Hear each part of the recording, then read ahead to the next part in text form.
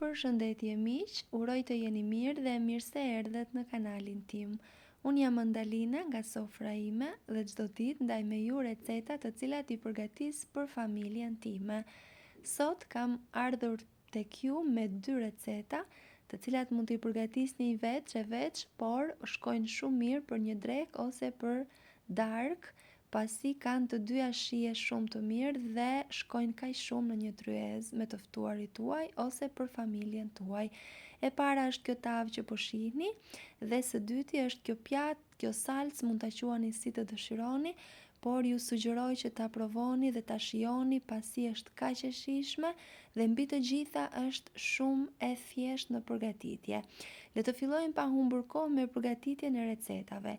Për recetën e parë na nevojitet 20 gram gjalp, e vendosim në tavë dhe 6 deri në 7 ose 5 deri në 6 bërxolla, varet se sa të mëdha janë.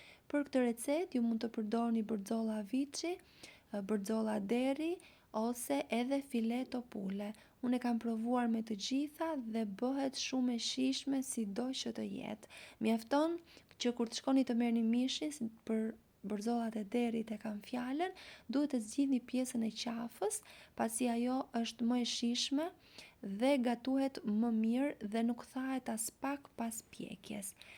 Bërxollat do t'i skuqim me gjalp dhe pasi janë gati, do t'i skuqim pak dhe pasi janë gati i largojmë ato me një anë. Po aty do të shtojmë rreth 5-6 speca të ndara në copa të mëdha, kështu si tregohet në video.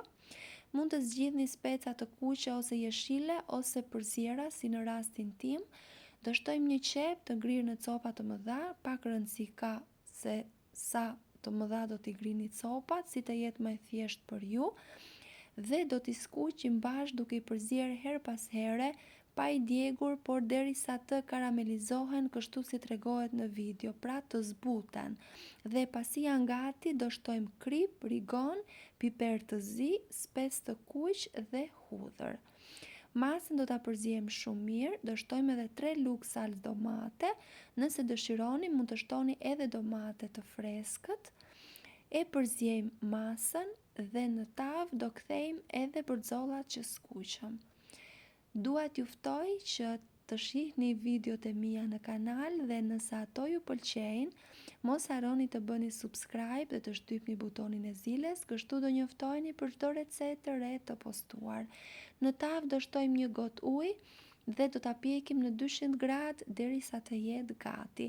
Nëse soba juaj përshpejton pjekjen, mund të vendosni një letër kuzhine mbi të. Ky është rezultati pas pjekjes, siç e shihni ka një ngjyrë fantastike, është vërtet shumë e shijshme. Ju sugjeroj ta provoni dhe ta shijoni. Filloj me recetën e dytë, është kjo salcë me karrota të pjekura. Karrotat 3 deri në 4 varet nga madhësia, i presim në copa dhe i vendosim të piqen me 200 gradë me pak vaj ulliri. Ndërkohë që karrotat piqen, në blender do vendosim 200 gram kos, djath i shkrirë, 4 trekënd që kam vendosur unë, djath të bardhë rreth 100 gram djath feta dhe do ta kalojmë në blender për rreth 1 minutë derisa të formohet një masë kremoze, si kjo që do shihni tani në video.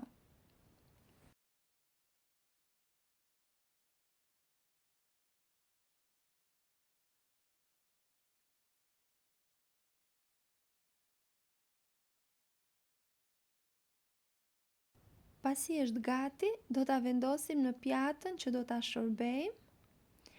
Dua t'ju kujtoj se është kënaqësi për mua gjithmonë të mësoj se nga cili vend i Shqipërisë apo i botës më ndiqni. Nëse dëshironi, mund ta shkruani atë në koment. E vendosim masën të gjithë në pjatë, siç e shihni është krijuar një masë kremoze dhe është vërtet shumë e shijshme. Pasi karrotat janë gati, do t'i vendosim në një enë.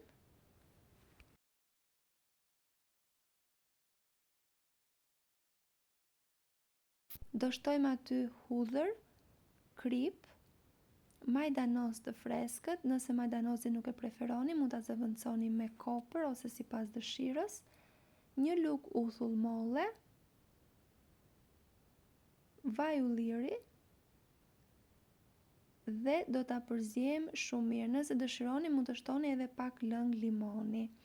E përziem shumë mirë dhe e vendosim në pjatë ku vendosëm masën me salcën që përgatitëm në blender.